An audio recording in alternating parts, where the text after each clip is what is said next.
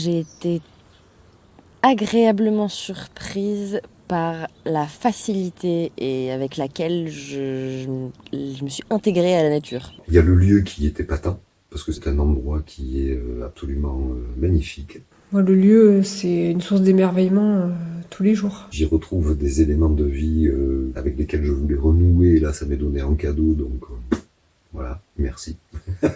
Ce mode de vie a pas pris beaucoup de temps avant de prendre totalement pour moi, enfin une place très importante du fait d'être en communion permanente avec les arbres, les blés de touffes d'herbe, les animaux, la ferme pédagogique qu'il y avait ici, qui n'était pas nécessairement prévue dans le projet initial et qu'on s'est installé donc sur ce terrain avec une ferme pédagogique existante, préexistante. Pour moi, ça a été des très belles découvertes, les liens avec la nature en général, même si je savais que j'aimais beaucoup les fleurs et les animaux, mais en vrai, quoi.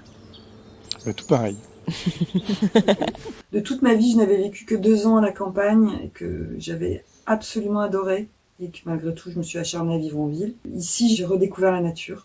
Et aussi que j'avais un corps, que je pouvais faire des choses manuelles, que je pouvais avoir de l'endurance, que je pouvais m'intéresser à des choses physiques.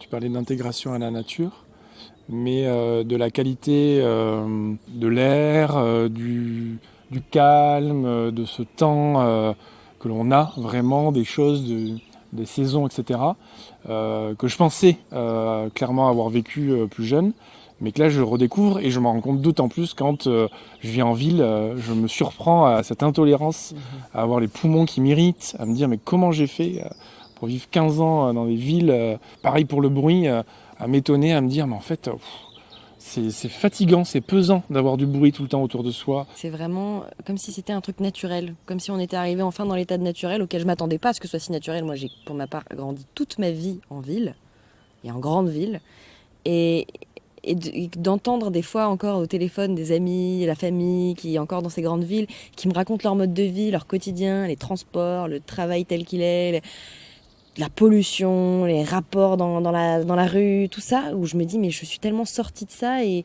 je saurais plus comment y retourner maintenant. Enfin j'allais même faire une blague sur les toilettes sèches quoi. Moi aujourd'hui pour moi les toilettes sèches c'est une évidence absolue. Les toilettes pas sèches, je suis là, il faut tirer la chasse d'eau, je ne sais plus quoi. Enfin j'ai presque perdu mes réflexes quoi. Ah oui, ça fait au moins 30 ans que tu ne fais plus. C'est clair. La première fois que j'ai visité le terrain, mais ça faisait vraiment village. Enfin, je voyais le potentiel, mais en même temps, je trouvais ça très glauque. C'était vraiment le village à l'abandon. Je me dis comment on a pu laisser ça à l'abandon comme ça, enfin, à ce point. Quand j'ai visité ce lieu, j'ai été ébahi, mais en même temps, j'ai le côté constructeur, donc manuel, et je me suis dit ah ouais, là, il y a du boulot. Là, il y en a pour 10-15 ans. À ce niveau-là, j'ai pas eu de réelle surprise. Et puis j'ai été émerveillé d'avoir le fleuve, d'avoir la Charente. J'ai dit ah, mais ça c'est juste du bonheur. D'avoir de l'eau, c'était dans les critères de recherche, mais d'avoir un fleuve comme ça qui borde le terrain, c'était juste magique pour moi. Donc ça a effacé toute la souffrance imaginée de tous les travaux qu'il allait avoir à faire. On a fait beaucoup de plans hors sol, comme on pourrait le dire, c'est-à-dire qu'on s'est donné un mode de fonctionnement, on n'était pas encore installé. Une fois installé, on peut vite passer outre notre mode de fonctionnement parce que la simplicité voudrait qu'on fasse comme avant. Et j'étais agréablement surpris par le fait qu'on arrive malgré tout à se garder ce cadre qu'on s'était donné avant, ce qui par moments dérive un petit peu, mais on arrive quand même à systématiquement se dire non, c'est pas ça, c'est pas vers là qu'on veut aller. On se rappelle. En plus du lieu lui-même, c'est la rencontre avec Julien et Arthur. C'est trouver ces deux personnes qui s'investissaient depuis 5 ou 6 ans. Ils ont créé une ferme pédagogique qui s'appelle la ferme d'Yvonne. Et voilà, de voir ces deux gars se dépatouiller, se démener, courir partout, c'était juste un cadeau, quoi. Ils apportaient tout leur réseau, toute leur connaissance du territoire, vu que Julien est né ici. Donc voilà, c'était vraiment des plus qui ont rendu ce lieu encore plus magique. Et ce qui m'a très étonnamment surpris, c'est l'accueil qu'on a pu avoir ici sur le territoire, où les Charentais sont très généreux, ont une attache, alors j'aime pas généraliser, Les gens qui connaissent le domaine sont très généreux la plupart du temps et ont une attache à ce domaine, ce qui fait que d'eux-mêmes se sont proposés, en venant nous voir et en apprenant à savoir pourquoi on était là, notre projet, se sont proposés de nous faire des dons, ou soit de temps, soit de matériaux, parce que il y a quand même il y a 25 hectares à rénover, donc ça demande des matériaux et du temps. Et cet accueil est juste incroyable quand on sait en comparaison ce qui nous attendait sur le lieu précédent où il y avait déjà quelques blocages, quoi, avant même qu'on soit installé. Ouais, comme dit Stéphane, c'est l'accueil des locaux qui est vraiment extraordinaire. C'est comme s'ils avaient compris où on voulait en venir tout de suite, rapidement, nous donner toutes les clés pour qu'on puisse réussir. Et sans certains coups de pouce, je pense que ça aurait été très compliqué humainement, moralement. Et donc ce petit coup de pouce et même des élus, des représentants qui ont parfaitement compris. Donc c'est un tout qui fait que il y a un bon démarrage. Je vais citer 2 événements qui m'ont agréablement surprise.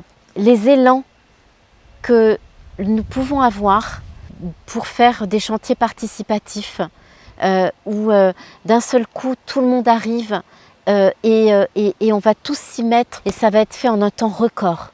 Et puis le deuxième qui m'a beaucoup touchée, mais vraiment beaucoup touchée, c'est lorsque j'ai eu mon entorse, où j'ai été immobilisée pendant 15 jours et où là il y a eu une succession de personnes. C'est très vivant le jardin. Il y a eu un élan de solidarité à la fois pour intervenir dans le jardin et également pour m'apporter un repas et tout le monde s'est relayé et puis même des petits cadeaux. Il y a vraiment des liens très forts qui se sont créés, une vraie solidarité qui s'est créée, mais aussi par besoin de soutien, mais aussi par bienveillance et attention aux uns et aux autres. Et ça, c'est pour moi, qui suis une grande solitaire, quelque chose de très profondément touchant. L'autre bonne surprise, c'est plus personnel, c'est d'arriver à m'intégrer. D'arriver à recevoir des manifestations d'affection et à pouvoir construire là-dessus. C'est vraiment cette attention et cette bienveillance qu'on a pour les autres, malgré les frictions, c'est comme si les deux pouvaient exister. Il y a de la tension parce qu'on est fatigué ou parce qu'il fait froid ou parce que ça avance pas. Et en même temps, cette bienveillance reste vraiment palpable et portée par le groupe, au-delà de chaque individu. Et du coup, on peut toujours se raccrocher à quelque chose. Je suis agréablement surprise par la manière et ce qui est déployé pour la résolution même de conflits ou de malentendus et aussi de la sincérité et de l'honnêteté des gens qui sont dans ce projet et vraiment l'envie de progresser, de travailler ensemble, de grandir ensemble. Et je trouve qu'on y arrive plutôt pas mal en fait. On peut ne pas aimer certaines personnes et en aimer d'autres, mais en tout cas ce qui est sûr c'est qu'il y a une très très grande diversité.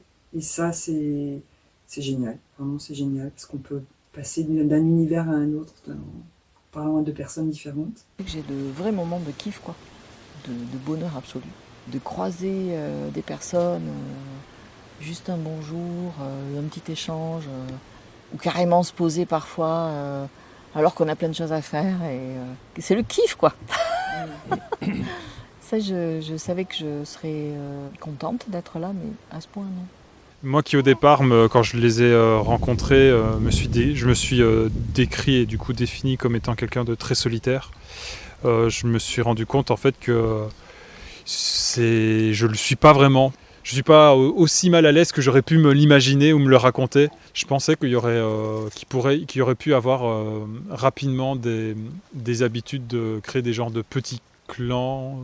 Je m'imaginais dans le comportement sociétal habituel de se dire j'ai mes amis, mes voisins c'est encore autre chose que mes amis. Des fois les amis, mettre tout souvent dans des cases et de reproduire ça, de mettre des choses, de mettre nos rapports entre nous dans des cases. Si on commence à faire à se séparer et qu'on se dira bonjour, mais juste pour se dire bonjour. Pour moi, atteindre les objectifs de résilience qu'on veut à longue échelle, on ne peut pas le faire si on n'arrive pas à vraiment communiquer. émerveillé par tout ce qu'on a déjà fait. Ouais, ça le fait. Même si on râle parce que c'est pas fait, parce que ceci, en fait, on en a fait vachement. Et waouh, quoi. Ouais. Ça marche, ça marche. Ouais. Waouh, waouh. Waouh.